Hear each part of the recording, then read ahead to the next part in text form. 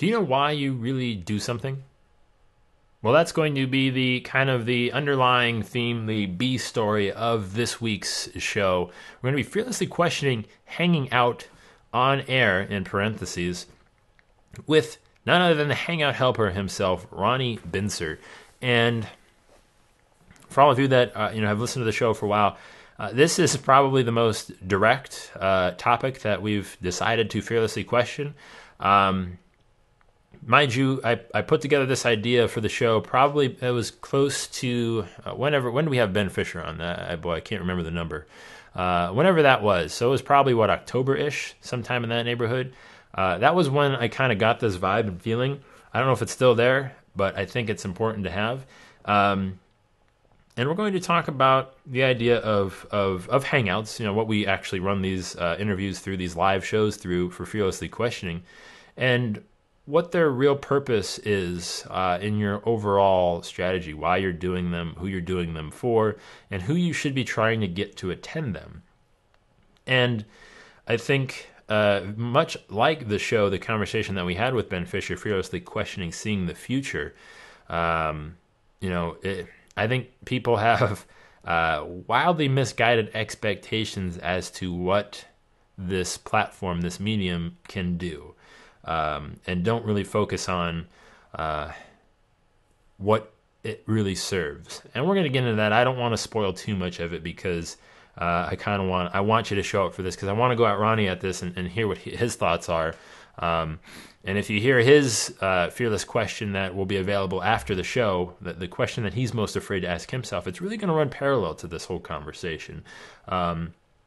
Because it really comes down to, do you really know what you're doing something for? And so many people want to start Hangouts, or they want to do this thing, whatever it is. We're going to use the Hangouts on air as the example. And they're not even sure or let's just say they have an unrealistic goal. And that unrealistic goal is preventing them from doing other things, or from preventing from seeing it for what it truly is. One of my biggest things is awareness. If you can't be aware enough to see that what you're actually trying to do, it isn't there yet, then that's a problem. You're going to continue to do it, and you're not going to see the results. And so we're going to go at the Hangout helper himself and say, why are we doing this? Personally for me, I know why I do the show as a live Hangout. One, you're going to be recording these things if it's on Skype. You're going to be doing it anyways, and you're going to be usually on a video call, or maybe it's just an audio call. But for the most part, you're going to have to record this thing anyways. So what's the sense in scheduling something, to record without anybody watching, and without any interaction, without the ability to show up live and influence the conversation, to directly impact the conversation, to get something out of it? That's what the live experience is for people that come ask questions. And it's also to provide direct access to the people that I'm talking with. Now, we haven't been successful with it in recent weeks, but I'm connecting with all these people that are considered, I'm going to use the I word, I hate it, influencers in whatever space they may be in, that you don't necessarily call up every day and have a conversation with. And I'm saying, well, there's nothing more special for me talking about them than you. So why should I have this conversation when let's just open this up. Let's say you want to come in, have a conversation, put your face in front of that person's face, and ask them a question. Well, yeah, we can do that. Now, I've found that a lot of people aren't comfortable doing that, offering it after we're 28, 9 shows in. And, there's not a ton of people that take me up on that offer. And that comes down to a much deeper theme that runs through the show. And the idea that, there's only so many people that can be part of let's call it the 1%. The 1% is the people that will take action on what you're saying, that will do what you're not saying and take it to a different level, and that will not be afraid to jump in and realize an opportunity. Basically what that is this hangout, and I'm kind of getting off topic here a little bit, but what I view that as is listen, I've spent the better part of 2 or 3 years building relationships with people to allow me the opportunity to kind of talk to these people, to book these guests, if you will. I'm offering a shortcut to that. I'm offering you to put yourself in front of the line and say, come on into the Hangout. Come meet these people. Come talk to them. Put yourself on the same level. Do something with that.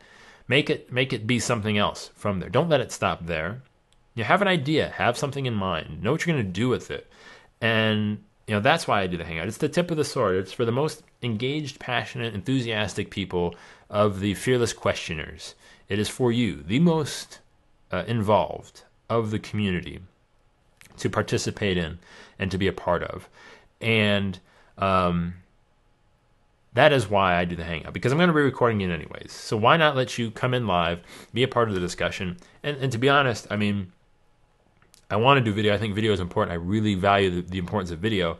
And Google's going to cut the whole thing together for me. I don't have to do any editing. It's going to be a lot easier. There are people doing Hangout shows that think they're going to get a sponsor or something like that. And yeah, you might get a sponsor. But I mean, if you go back and even watch the most successful Hangout shows of people like in business and marketing, I mean, if you watch what they're getting on YouTube and what they pull in live, I mean, while it might be a very highly targeted audience, maybe, I mean, the numbers aren't that great. I mean, let's be honest. I mean, the best Hangout shows will get 30 to 40, on a good day, 50 live viewers.